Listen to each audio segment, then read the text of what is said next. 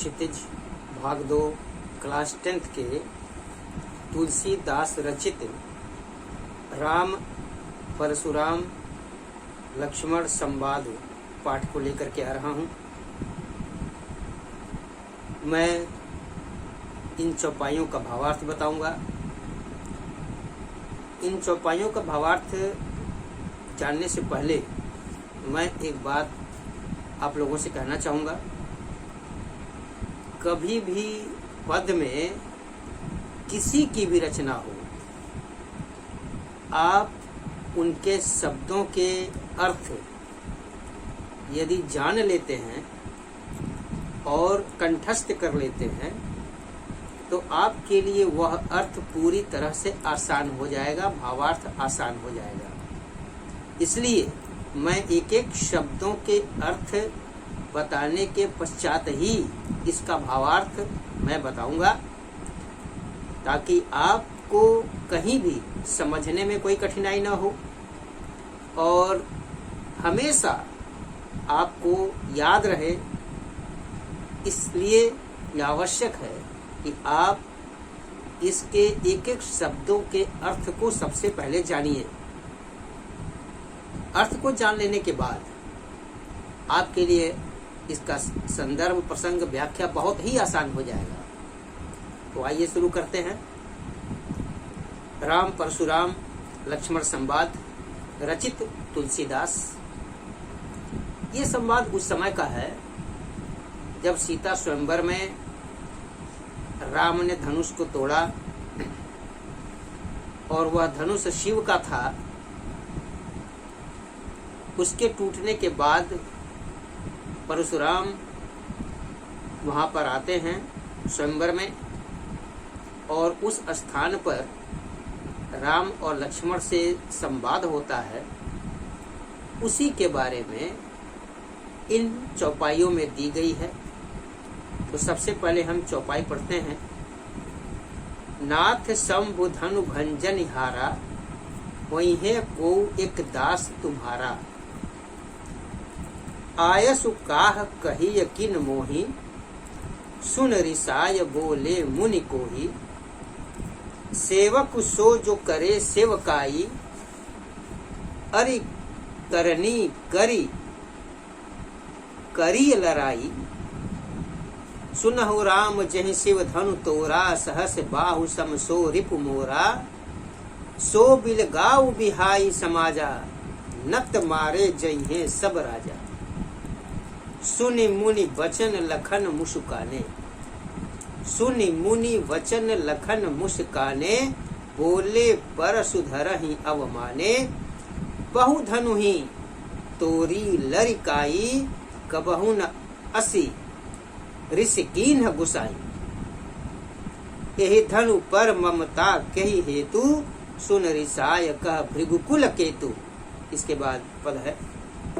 रे नृप बालक काल बस बोलत तोहि न संहार। धनु ही सम त्रिपुरारी धनु, विदत सकल संसार। ये चौपाई और पद था। अब आप एक एक शब्दों के अर्थों को देखिए। सबसे पहली पंक्ति है नाथ शंभु धनु भंजन हारा। नाथ परशुराम को कहा गया है, शंभु शिव को कहा गया है। धनु का अर्थ है धनुष। भंजनिहारा अर्थात तोड़ने वाला। नाथ शंभु धनु भंजनिहारा, हे नाथ शिव के धनुष को तोड़ने वाला। वही क्यों एक दास तुम्हारा, वही होंगे क्यों कोई एक दास तुम्हारा। दास अर्थात सेवक, वह कोई आपके सेवक ही होंगे। अब इसका भावार्थ है पहली पंक्ति का कि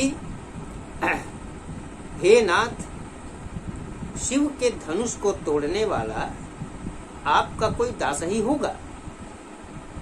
दूसरी पंक्ति है आयसु काह कही किन मोही।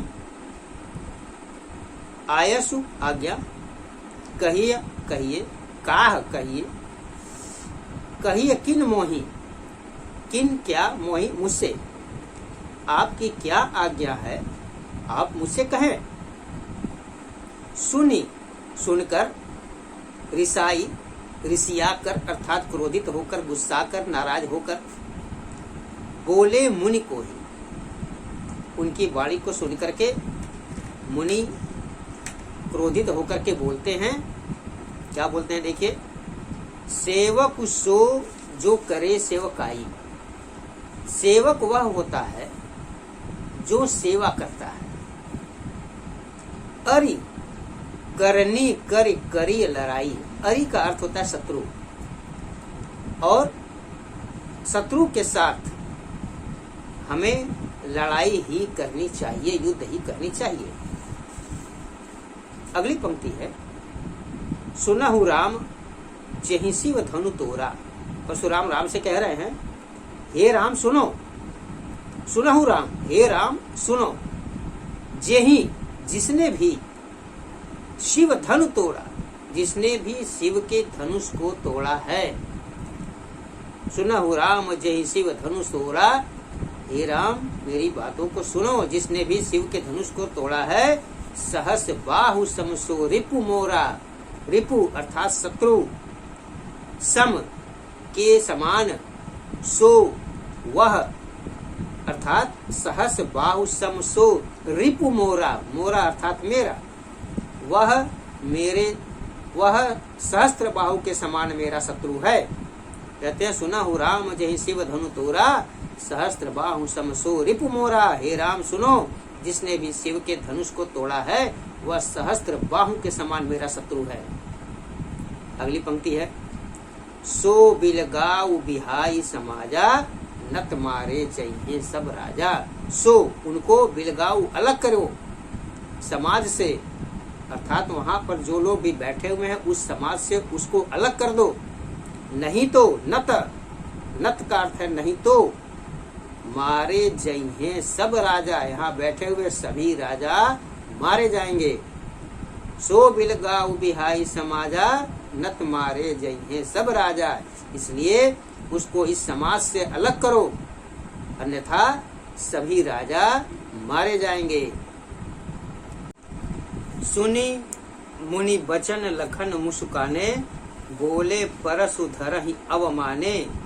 सुनी सुनकर, मुनि के वचनों को सुनकर के लक्ष्मण मुस्कुराने लगे। बोले परसु धरहि। अब ध्यान दीजिए, परसु धरहि का अर्थ क्या होता है। परसु का अर्थ होता है फरसा, और धरहि मतलब होता है धारण करने वाले। अवमाने अपमान करना, और परशु धारण करने वाले अर्थात फरसा धारण करने वाले परशुराम का अपमान करते हुए बोले। क्या बोलते हैं देखिए, बहु धनु ही तोरी लड़काई। लड़काई बचपन में, लड़कपन में, तोरी अर्थात तोड़ा, वही बहुत से। मैंने बचपन में बहुत से धनुष को तोड़ा, किंतु कबहू न असी ऋष कीन गुसाई। लेकिन कभी किसी ने भी इतना क्रोध नहीं किया जितना कि आप कर रहे हैं। यही धनु पर ममता के ही हेतु, हेतु किस लिए, के ही किस लिए हेतु है। इस धनुष पर आपकी इतनी ममता क्यों है। सुन ऋषाय कह भृगुकुल कोतु।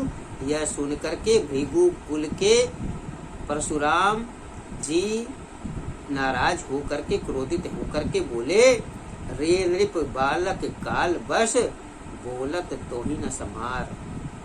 धनु ही सम त्रिपुरारी धनु, विदित सकल संसार। हे राजा के पुत्र, नृप का अर्थ होता है राजा। रे नृप बालक, हे राजा के पुत्र, तुम काल के वश में हो, संभाल करके बोलो। धनु ही सम त्रिपुरारी धनु ही विदति सकल संसार। धनु ही तुम्हारे जो छोटे छोटे धनुष थे उनके समान ये धनुष नहीं है। यह धनुष कैसा है। धनु ही सम त्रिपुरारी धनु, त्रिपुरारी अर्थात भगवान शंकर का धनुष है ये। विदित सकल संसार, विदित का अर्थ होता है ज्ञात है। यह बात सारे संसार को ज्ञात है। इस प्रकार से यहाँ पर राम, लक्ष्मण और परशुराम संवाद का पहला पद चौपाई समाप्त होता है।